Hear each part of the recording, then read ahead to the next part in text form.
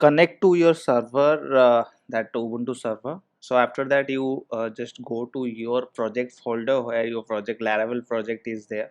So in my case, that one folder called mail is there, that is existing project in live. So next command is php artisan queue table, so to create the tables in your database.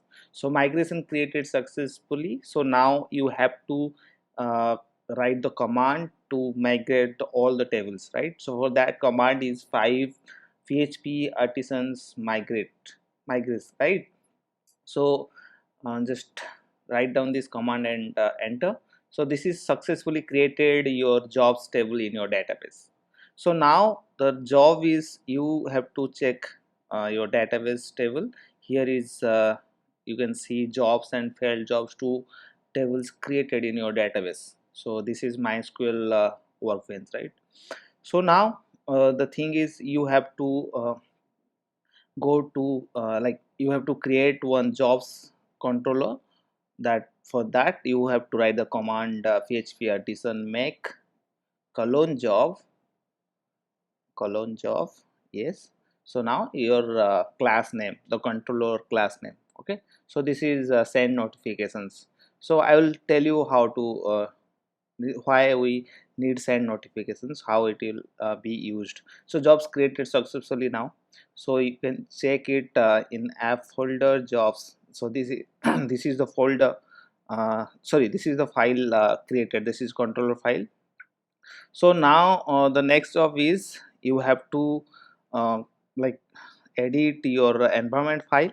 So that env file, right? So that env file is uh, yes, that is hidden file, so you have to enable the hidden, so hidden files. So this is the .env file in your project, right?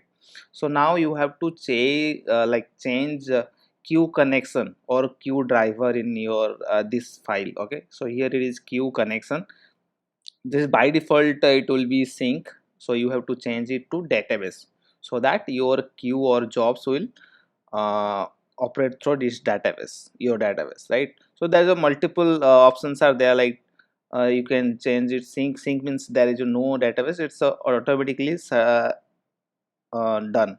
And that's a redis and a lot of things are there, but this is important, you have to do through the database, so for basic things. Okay, so this is the controller. Here the main things you have to like you can pass the values from your controller to dispatch your jobs, right? So you can here write your variables, so through which you can pass the value from database. So protected, let me, this is send notification, so we'll send the notification to your mobile number. So I have taken protected mobile variable, and another that's variable message. Okay, so this is basic example I'm giving you. Use in that way you can customize your application according your requirement, right? So just this is a variable you can take. So and this is variable in the sense, this is class, you know that it's a object everywhere. So this is how you can pass the variable, so through constructor, so that you can pass direct variable in your class, right? So these are the concept you know already. This is the existing product, sorry, project you can work on. So here it is, you can pass two variables here. The handle function is that execution function where you can write your all the logics here. So when dispatch your job, so it will directly execute this message. Okay, so you can pass this type of, this is the message code. So you can put your logic according your requirement, right?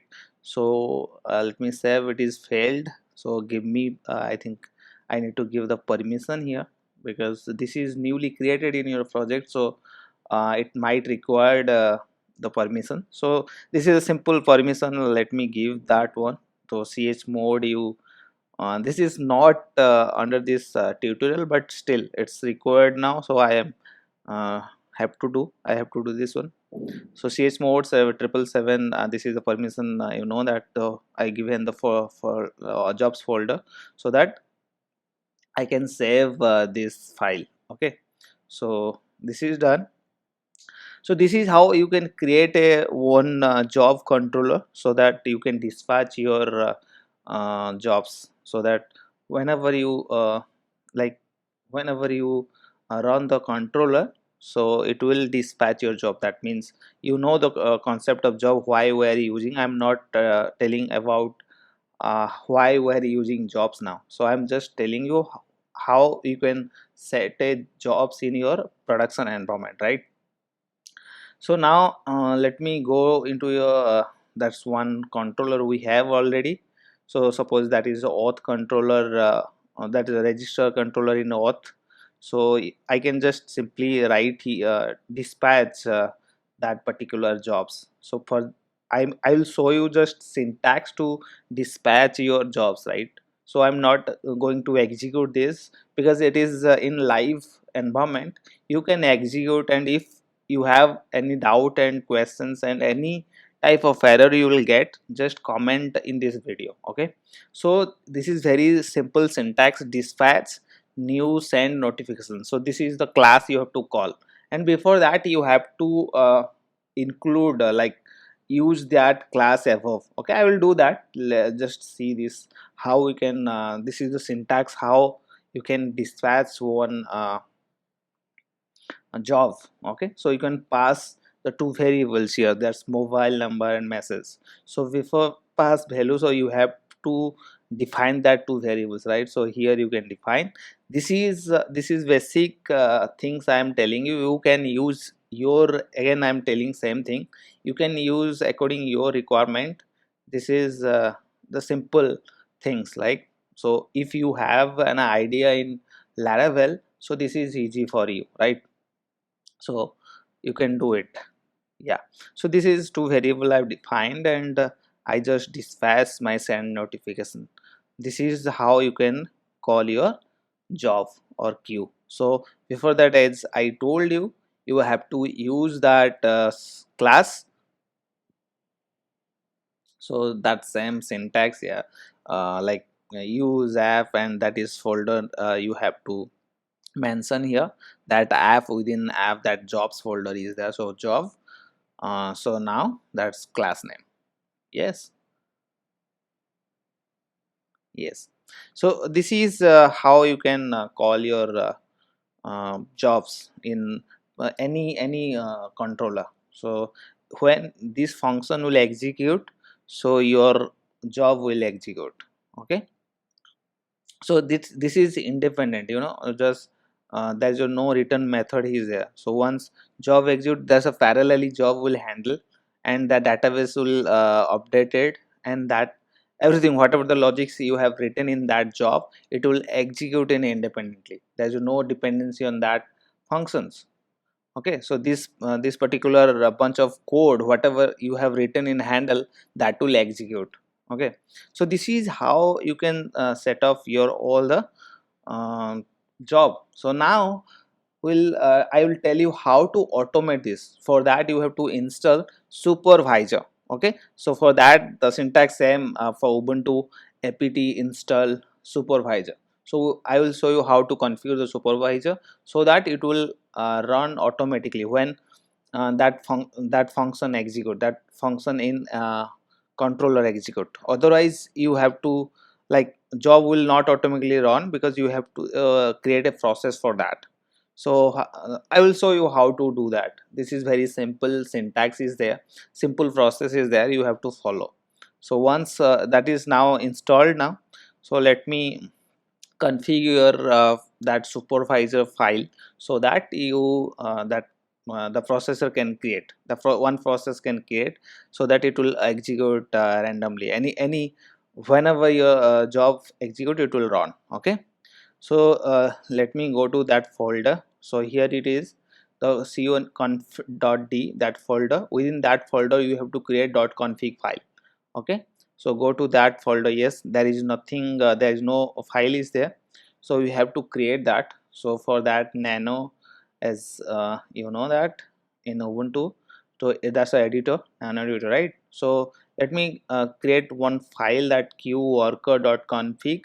So here, so I have already written the syntax. Let me paste here and I will edit as per your requirement. Okay, so this is the some line of code you have to write. Let me tell you, this is the process name. This is very, then command is very important. PHP artisan, the artisan will be your project folder. Okay, so var dub html utkarml, this is my folder, artisan is there. So q listen, you have to change these two things and save it. Okay, so after that you just write to command reread and update, then your queue is ready. So whenever that function and controller runs, your jobs will run. Okay, so that is, again I told you that two commands is there: supervisor ctl, that is supervisor controller, then reread. Okay, so it will reread that your whatever you written queue worker. Okay, so queue worker is available now. So now the next command is update. So once you update this, it will active so that your supervisor will be ready.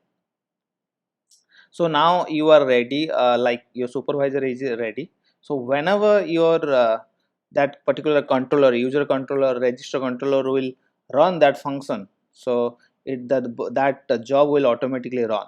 I think this process you understand. If you have any doubt, you can comment below in this video, so I can I'm always like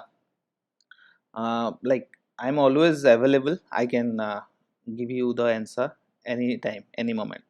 So thank you so much for watching this, and